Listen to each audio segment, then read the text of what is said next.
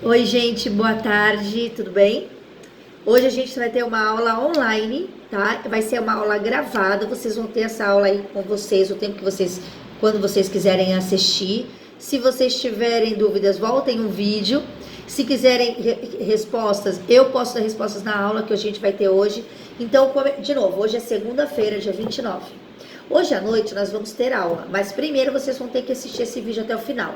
Aí a gente vai entrar online só para conversar sobre esse vídeo e tirar todas as dúvidas, tá bom? Então vamos lá. Hoje vai ser aula de biossegurança, tá bom? Na apostila nova de vocês, está na página 11. Quem não tem apostila nova, por favor, ir lá na escola, que a escola está aberta pelo menos para receber vocês, para receber pagamento, tirar dúvidas que vocês esqueceram e pegar a apostila nova. A apostila nova ela é mais completa do que a antiga, porém ela tem os mesmos conteúdos. Ele tem algumas coisinhas a mais que é bom a gente ter, né? Vamos lá, então, na aula online que nós vamos ter hoje, no horário normal de aula, para tirar as dúvidas sobre este vídeo, a gente vai voltar um pouquinho para fazer uma revisão, para vocês se lembrarem e voltar um pouquinho nas atividades, tá bom? A gente falou sobre indicações, contraindicações, como aplicar a técnica. Nós falamos dos movimentos no método Volder, Leduc e Godoy. Nós já passamos por isso. Eu alguns movimentos mostrei na prática e vocês vão ter aula prática novamente do começo ao fim. Então a gente vai adiantar as aulas teóricas, tá bom? Por favor, vejam esse vídeo até o final, ok? Hoje a gente vai falar sobre drenagem linfática pós e pré-operatório. Nós vamos falar sobre biossegurança, profilaxia também, tá bom? E qual é a influência da drenagem sobre a cicatrização e qual é o tratamento preventivo da drenagem ou da modeladora ou de qualquer problema no nosso corpo. Vamos lá. Quem tiver a apostila nova, vocês podem abrir na página 11 aí e a gente vai conversar sobre drenagem linfática pós e pré-operatório. Quem tiver a apostila antiga, tá na página 9, tá? Vamos lá. No pré-operatório, os médicos indicam para diminuir os eventuais eventos, né? Para o melhor preparo metabólico do organismo, para a intervenção cirúrgica. Então, no pré-operatório, o médico, para não ter qualquer risco na frente, acontecer uma eventual inchaço, uma eventual infecção, para a gente prevenir coisas que podem acontecer, eles pedem para a gente fazer uma drenagem para a operação, por isso que é pré-operatório. Quando que a gente faz essa drenagem? A pessoa tem hipertireoidismo, ele tem aquelas glândulas aqui na tireoide, tá muito grande, tá muito maior do que o normal. Os hormônios dela tá tudo muito louco e ela vai fazer uma operação. Ela vai diminuir a tireoide, vai tirar a tireoide. Só que ela tá toda inchada e na operação é perigoso uma paciente estar inchada com muitos edemas, pode ter eclâmpsia daí para cima. Então o que a gente vai fazer? Antes da cirurgia, ela tem que fazer umas sessões de drenagem. 2 por semana, 1 por semana, 3 por semana, de acordo com a operação e do inchaço dela. Então ela vai fazer uma operação da tireoide. A gente vai ficar pelo menos um mês fazendo drenagem 2 vezes por semana. Na drenagem pré-operatório, antes da operação. Uma pessoa que vai fazer... vamos supor, ela tá grávida, ela vai fazer uma cesárea, né? Ela tá grávida, então a gente sabe que no dia da cesárea, o bebê tá grande, ela tá inchando, ela já não tem mais o retorno fisiológico normal, o retorno venoso normal, então ela precisa de uma drenagem. Então, quanto mais ela fizer drenagem para o dia do parto, para o dia da cirurgia, no dia ela vai estar menos inchada, também não vai correr risco e não vai ser prejudicial na hora de tomar anestesia ou de fazer o corte, entendeu?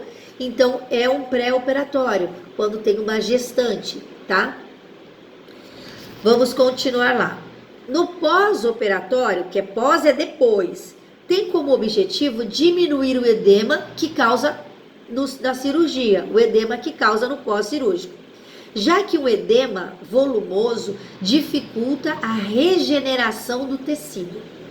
Então, quanto mais líquido, mais difícil para o tecido se regenerar. Vejam bem, eu faço uma cirurgia, tá? Onde eu fiz a cirurgia, ele vai precisar ter líquido para se refazer o tecido celular, tá? E cicatrizar, ok? Só que quando se tiver muito líquido, aquilo vai se tornar inflamação. Então, ou eu tenho líquido normal, ou eu termino o líquido e cicatriza logo. O que não pode é ficar em excesso líquido, que aí tem sujeira e vai inflamar. Então, a cirurgia, ela causa um edema, ela causa um líquido, ela causa um inchaço. Então, a gente tem que tirar um pouco desse inchaço, porque quanto mais inchaço, mais tempo ele fica água ali, ele vai inflamando essa água, tá bom? Vamos lá. O primeiro atendimento de drenagem pode ser no mesmo dia da cirurgia, tá? Então, no hospital, saiu do hospital, ou saiu da sala de cirurgia, foi pra sala no quarto, né? Quando ela tá no quarto, as enfermeiras já vêm e já faz a drenagem no local. Ela já faz pelo menos umas 3 antes de sair do hospital, dependendo da cirurgia. Lógico, tem outras que o médico fala, olha, não vai fazer drenagem só daqui a 1 mês. Então, tem que fazer conforme o médico mandar. Mas, normalmente, são os primeiros atendimentos, já no hospital mesmo, já se faz a drenagem, tá bom? Abrangendo o pré-coletores proximais, ou seja, os proximais. Lembra proximal, distal e mejal? A gente vai ativar os coletores proximais, sem tocar na região onde houver incisão. Onde tiver o corte, eu não toco. Eu vou tocar em volta, porque o corte está aqui, toda a parte daqui fica inchada. Então, eu vou tocar aqui, ó, para que ele saia do machucado e ele vá para o lugar onde ele precisa ir, tá bom? Também a gente vai ter aula prática disso. Após 24 horas, a drenagem pode avançar mais a região afetada, sem grandes movimentações. Então, primeiro você faz longe da cicatriz e depois de 24 horas o tecido já vai estar colado, aí você pode mexer um pouquinho perto da cicatriz, tá bom? Fazendo sem fazer grandes movimentação ou deslocamento de pele, porque ele ainda está cicatrizando. Então, a gente não vai querer abrir a pele que está costurada. O ideal é que a drenagem seja diária, 1 vez por dia, dentro de 1 mês, ou no mínimo 2 vezes por semana, quando for aumentando, entendeu? Então, no pós-operatório, o médico, quando ele fala, olha, vai precisar fazer drenagem, é todos os dias. Aí depois vai espaçando 3 vezes por semana, depois vai para 2 vezes por semana, depois vai para 1 vez por semana, até lá ela já está cicatrizada. Aí tu vai fazer só de 15 em 15 dias. Mas aí a pessoa já passou em 6 meses. Então, ele é um processo longo, tá bom? Então, assim, a drenagem pré e pós-operatório, o que vocês têm que aprender é prática. Porque ela é a mesma drenagem linfática, porém, ela tem um especial em cima ou do lado da cirurgia. Então, quando tá o corte da cirurgia, a gente não mexe em cima, tá? Nas primeiras horas a gente vai tirar o líquido pelo machucado mesmo. Tanto que tem algumas cicatrizes que eles colocam um dreno para sair toda a água. Depois que a gente vai puxando a água pro dreno, secou, tira o dreno, espera a pele secar, que demora 24 horas. Aí depois você vai fazendo a drenagem para outras partes do corpo, da cicatriz até a proximal. Tá bom? Nós vamos fazer isso na prática. Então, se vocês tiverem dúvidas, escrevam para falar sobre essas dúvidas na aula online que nós vamos ter, tá bom? Então, pré é antes da cirurgia e pós é depois da cirurgia. Pré-operatório, grávidas, inchaços para a cirurgia que não pode, entendeu? Então, o médico que também vai pedir. E pós-cirúrgico, o médico também que vai ter que liberar. Tem cirurgias que precisam, tem cirurgias que até precisam, mas o médico acha melhor não. Porque cada corpo é um corpo. E ele sabe que tipo de cirurgia que ele fez. Então, vocês não coloquem a mão numa cirurgia que o médico falou para não fazer a drenagem, tá bom? E com o tempo vocês vão sabendo quantas vezes por semana, mas no começo é óbvio que vai ser todos os dias, porque ela acabou de sair do hospital, tá muito inchada, então vai ser todos os dias e depois vai espaçando essas vezes aí, tá bom? Qual é a influência da drenagem na cicatrização desse operatório? É o excesso de líquido intersticial, líquido que fica entre os tecidos. É prejudicial à cicatrização, pois cria condições para uma infecção, como eu te falei, ela fica sujo, do tecido celular, das células, fazendo com que a cicatrização seja desnivelada, causando um sério transtorno estético, que a gente dá vários nomes, tá? Quando a cirurgia fica com os calombos, fica com um aspecto de caminho de rato, um monte de pelota, ou então fica com aquela queloide, tá bom? Então, para isso não acontecer, a gente faz uma drenagem. A gente tira esse líquido sujo, líquido intersticial. A massoterapia e a drenagem manual são úteis desde a fase conjuntiva até a fase madura. Desde a época da parte quando ela está líquido, conjuntiva, até a parte madura da pele. Quando ela está molinha, quando ela está mexida, quando ela foi operada, até a parte que ela está cicatrizada, tá sarada, está totalmente madura, está até envelhecida, digamos assim. Os objetivos dessa drenagem são restabelecer a circulação da onde está a lesão, onde está a operação, eliminar os resíduos ou as toxinas daquele local, estimular a cicatrização daquela região. Então eu vou estar mexendo ali, vai estar saindo líquido sujo, entrando líquido limpo, saindo líquido sujo, entrando líquido, então tá limpando o organismo, tá vindo com mais imunidade pra gente naquela região para cicatrizar mais rápido. Suprimir a aderência e amolecer os tecidos. Então ele não deixa aderir o tecido num outro tecido que causa aquele endurecimento. Aí a gente engorda aqui em volta e onde está a cicatrização fica ali. Onde está o corte, ele fica para dentro e cresce aquela barriga assim em volta. Vai engordando, vai ficando aquele risco lá para dentro. Aquilo se chama aderência. A gente tem que soltar para poder o risco vir e ficar mesmo a cicatrização, mas uma barriga ou uma pele homogênea, não aquela pele com aquela boca, aquela fenda lá para dentro, entendeu? Então a gente não quer que aconteça isso, por isso que é importante a drenagem para a cicatrização, tá bom? Agora a gente vai falar sobre biossegurança. Professora, por que a gente precisa ver isso? Rapidinho, porque a biossegurança é para você tomar cuidado para que você não pegue nem vírus, nem bactéria nesses lugares. Então a biossegurança ela já existe há muitos anos. Ela tem leis. Eu tenho uma lei aqui, um caderno, acho que 100 e poucas páginas, deixa eu ver. Não é tudo isso. Tem umas 100 páginas só da Constituição da Biossegurança. São leis que decidem ao paciente no SUS ou nos hospitais particulares todos o que eles podem, o que eles têm o dever, o que eles têm que fazer como profissional e o que o paciente tem o dever também de fazer e tem os benefícios, o que ele pode fazer com isso. Ele tem acesso a várias coisas que nós desconhecemos. Então, primeiro de tudo, a biossegurança existe porque nós temos mais de 680 vírus e bactérias, incluído, que nós podemos pegar a qualquer momento dentro de um ambiente hospitalar ou dentro de um ambiente de uma clínica, seja ela de saúde, estética, dentária, qualquer clínica.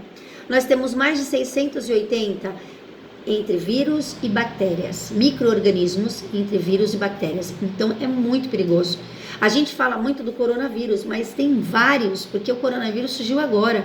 E a biossegurança ela é muito antiga, desde a época da peste negra, daqueles monte de vírus que eles foram descobrindo. Então eles decidiram que precisa ter higienização, o profissional tem que estar com lugar limpo, ferramenta limpa, ambiente limpo, ele tem que estar asseado, um monte de coisas que nós precisamos tomar conta. Então o que o Ministério fez? ele fez um artigo na Constituição onde tem para prevenir essas condições infecciosas, bacterianas ou viróticas, e de acordo com a Anvisa e outros órgãos, eles que regem isso daí, eles que organizam eles que observam se organizam isso daí para ver se está certo, se está feito corretamente ou não. Então nós temos no código, nós temos milhões de leis, milhões não, que é muito, né? Mas nós temos muitas leis sobre a parte da biossegurança, tá? Sobre vacinas, os direitos que você tem, como que o profissional tem que te tratar. Algumas muito importantes que a gente esquece você sabia que eles colocam lá que você não pode, contra a lei, você maltratar um funcionário público, mas também é contra a lei ele não ser gentil com você. Tem na lei, deixa eu ver se eu uso, os princípios do SUS, eu vou mandar para vocês a Lei Estadual 10.241 de 1999, que ele diz os direitos dos usuários, ele tem que ter um atendimento digno, atencioso e respeitoso. Se ele também não está sendo bem atendido, ele também tem que reclamar.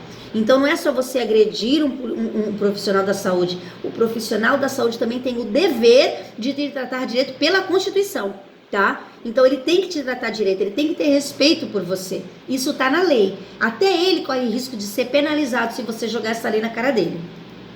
Com todo respeito, tá? Você não pode ser mais um número, você tem que ser tratado pelo nome. Você sabia disso? Número tal, isso é indigno da Constituição, não pode. Você tem que poder identificar a pessoa responsável, eles têm que estar com crachá, nome, função, tudo. Ele não pode ser simplesmente uma enfermeira. Tem que ter o nome da enfermeira, tem que ter o cargo que ela exerce ali dentro. Minha caneta caiu. Você tem que ter várias... Você pode saber, se você quiser perguntar o que você tem todo o direito de levar seu raio-x, de levar seu exame de sangue, seu exame de urina. Você tem o direito de saber tudo que você tem, tudo que o médico fez, qual é o exame que ele está te passando, o porquê que ele está passando, qual é o remédio que ele colocou na sua veia, tudo é um direito seu. E você pode exigir esse direito, sim. Então a biossegurança, ela trata de tudo. Tanto do lado do paciente, quanto do lado do terapeuta. Ou do médico, do profissional da saúde em geral, tá bom? Então, primeiro, nós temos na biossegurança, nós trabalhamos com o EPC e EPI, que é equipamento profissional individual, equipamento de proteção. O Fabrício deve estar me matando nessa hora. Equipamento de proteção individual e o equipamento de proteção é o EPI e o EPC. Deixa eu ver. Coletiva, equipamento de proteção coletiva, que todo mundo usa o mesmo, que é igual para todo mundo, e o equipamento de proteção individual, que aquele é só seu. Máscara é só sua, óculos é só seu, luva é só sua, não é para dividir por um monte de gente. Agora tem aquela luva que nem do açougueiro, que ela é de ferro, não sei se vocês já viram. Aquela luva ela é para todo mundo que mexer com a carne, porque ela é uma proteção para a serra não cortar os dedos do profissional. Então é um equipamento de proteção. É o EPI ou o EPC, equipamento de proteção coletivo ou equipamento de proteção individual. Isso a biossegurança também abrange, tá bom? Então, na biossegurança, vamos lá. Na nossa área, de equipamento de biossegurança, é uma boa apresentação pessoal. Por quê? Porque você vai dar a impressão do seu lugar de trabalho. Você chega lá com o cabelo todo desgrenhado, com a pessoa machucada, com infecção, tudo sujo, o cliente vai embora, porque ele quer um ambiente asseado, tá bom? Então a tua pessoa também ela é muito importante, tá bom? Você não pode chegar num ambiente com espirrando, sabe, os olhos, aquele olho lacrimejando cheio de remela, não dá, né, gente, pelo amor de Deus. Aquele aspecto de sujeira que parece que acabou de sair do mato, que acabou de sair de uma sei lá, de um largados e pelados aí todo sujo, não pode. Então tem que ser uma coisa mais limpa. Outra, ninguém vai atender um cliente com o decote até aqui embaixo, porque aí não é profissional, não, é outro profissional, não é isso daí. Então vamos voltar lá. Biossegurança na página 15, tá? Para os quem tem a apostila antiga. Quem tem a apostila nova, biossegurança na página 11. Então na página 11 para a apostila nova e página 15 da apostila antiga. Vamos lá? A boa apresentação pessoal do profissional é primordial para uma boa impressão do cliente. E é também de suma importância que o terapeuta higienize o cliente. Então, meu cliente eu vou limpar sim, o que eu for mexer. Eu vou mexer na axila dele, eu vou limpar a axila dele. Eu vou mexer no pé dele, eu vou limpar o pé dele, tá? Porque para minha saúde e para a saúde dele. O terapeuta deve mostrar que irá se higienizar-se antes de cada tratamento, lavando as suas mãos com sabonete e aplicando álcool 70 na frente do meu cliente. Então, meu cliente sentou, tem que ter uma piazinha do lado e fala, eu vou lavar minhas mãos com um sabonetinho, passo o álcool e faz o tratamento.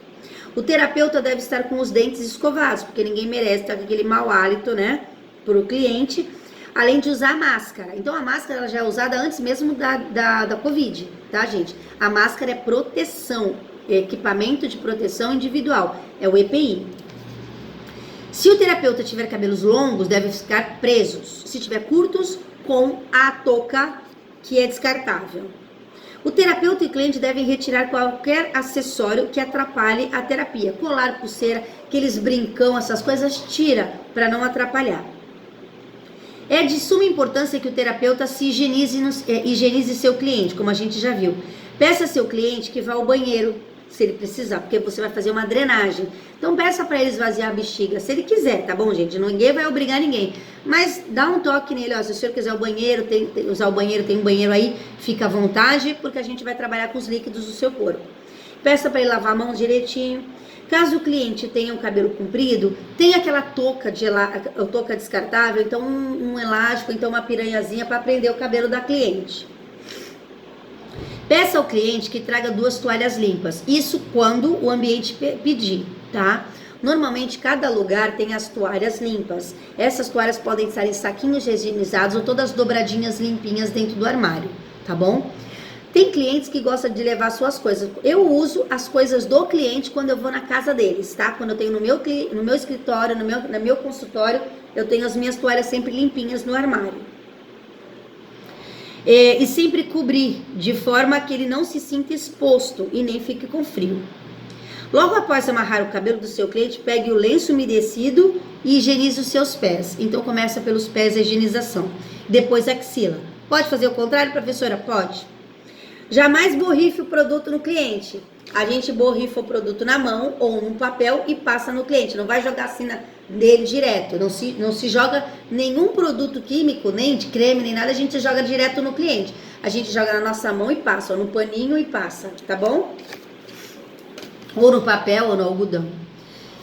Pergunte qual a preferência que ele precisa para deslizar o nosso produto da drenagem. Se é óleo ou creme, porque às vezes ele não gosta de óleo. Informe se há perfume. Se tiver algum perfume, fala, olha, tem um cheirinho de cânfora e tal. Por quê? Porque tem alguns que têm alergia. Certifique-se de que o mesmo produto que você está usando não tem nenhum desconforto no seu cliente, nem cheiro, nem alergia. Todo o produto que eu gosto de usar o neutro, que é para não ter esses problemas. Então pergunta, olha, vai ser usado um creme, ele é à base de água, ele é fácil de tirar. Olha, eu uso óleo, entendeu? Depois o senhor tira em casa, toma um banho, então deixa para hidratar o corpo. É um óleo de semente de uva, é um óleo de coco, sei lá. Ah, o senhor se incomoda que tenha cheiro ou não quer cheiro? A senhora, de repente, mulher não gosta, tem rinite, não gosta que não usa cheiro nenhum, tá bom? Então, esse é a biossegurança, que é higiene e conduta. Só que a biossegurança também tem a profilaxia, que a gente vai na página 17 da apostila nova, que não tem na apostila velha. tá? Por isso que é importante vocês pegarem a apostila nova. Só um momento, pessoal. Pronto, pessoal, rapidão. Foi só uma paradinha de vídeo aí. Pulou, né? Então, a gente vai na profilaxia. Essa profilaxia e a ambientização, eu vou fazer 2 vídeos pra você. Por quê? Porque senão não vai suportar muito tempo a gente ficar aqui falando. Vou dar um descanso pra vocês. Vocês desliguem esse vídeo e depois começa o segundo vídeo, tá bom? Então, hoje, a aula já tem só 25 minutos. Eu vou fazer mais 25 minutos de outro vídeo pra gente passar profilaxia e ambientização da nossa clínica, do nosso atendimento, tá bom? Que isso é muito importante para vocês. Então, essa foi a primeira parte. A segunda parte eu vou dar ainda hoje, daqui a pouquinho eu tenho outro link aí embaixo. Então, eu vou dar o link 1 e o link 2, tá bom? Aguardo vocês lá no link 2. Até já!